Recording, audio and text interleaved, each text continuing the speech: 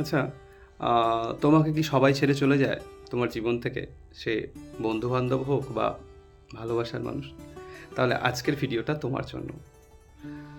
তোমার মতো এমন কিছু মানুষ আছে যাদের জীবনটা বড় অদ্ভুত।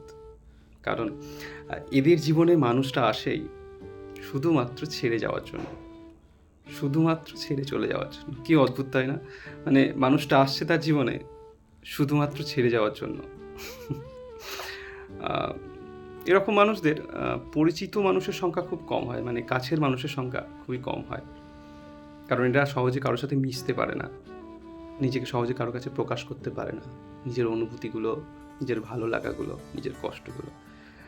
তাই যাকেই দেখে যে সে তার কষ্টগুলো বুঝছে বা তার প্রতি সহানুভূতিশীল হচ্ছে, বা তার একটু কেয়ার করছে, সঙ্গে সঙ্গে তাকে কাছের মানুষ ভেবে ফেলে।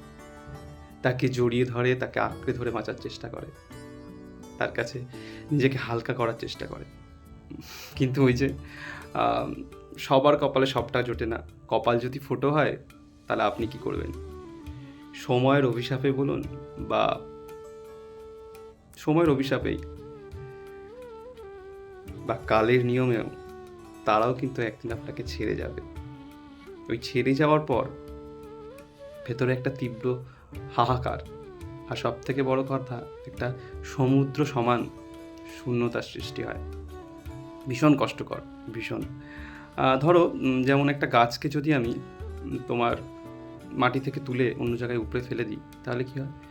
গাছের শিকড়টা অনেক দূর পর্যন্ত বিস্তৃত থাকে, তো সেই শিকড়ের টানটা কিন্তু অনেক দূর পর্যন্ত চলে যায়।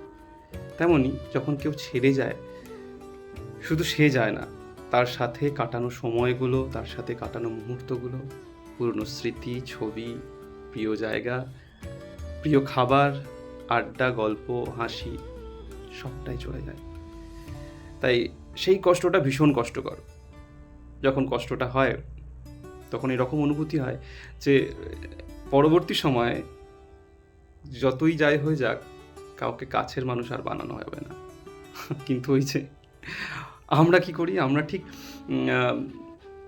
যে জিনিসটার পেছনে ছুটি, যেটা আমাদের কষ্ট দেয়, ঠিক সেই জিনিসটার পেছনেই কিন্তু আমরা ছুটি, যেগুলো আমাদের কষ্ট দেয়। তো তাই ঠিক কিছু সময় পর যখন আস্তে আস্তে জায়গাটা পূরণ হচ্ছে, আস্তে আস্তে হিল হচ্ছে জায়গাটা, ঠিক তখনই কেউ আবার আসে জীবনে। সে এসে আবার তোমার দুঃখ কষ্টগুলো বোঝার চেষ্টা করে, তোমাকে বোঝার চেষ্টা করে, তোমাকে কেয়ার করতে চায়। ব্যাস, সব শেষ। এতদিনের ভাবনা চিন্তা, নিজেকে শক্ত করা, সবটা শেষ হয়ে যায়।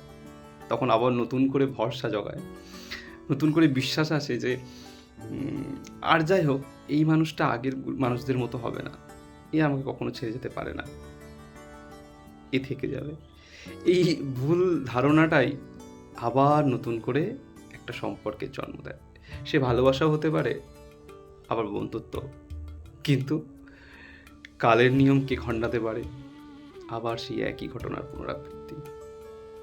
তাই এরকম মানুষগুলো বারবার ঠকে, বারবার কষ্ট পায়। মানুষগুলো শিক্ষা হয় না, এদের জীবনে কষ্টই থেকে যায়।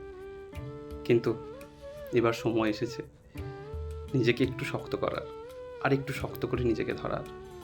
কারণ বারবার কষ্ট পেতে পেতে এবার তো একটু ঘুরে দাঁড়ানো উচিত, এবার তো একটু লড়াই করা উচিত।